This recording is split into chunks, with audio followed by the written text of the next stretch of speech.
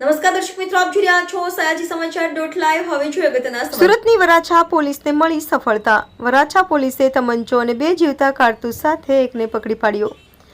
આરોપી મધ્યપ્રદેશથી તમંચો લાવ્યો હતો. વરાછા પોલીસે બાતમીના આધારે આરોપીને પકડી પાડ્યો.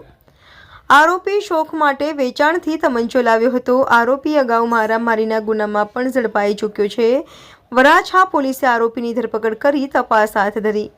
રિપોર્ટર નૈતિક રેશમવાળા, સયાજી સમાચાર .live, સુરત.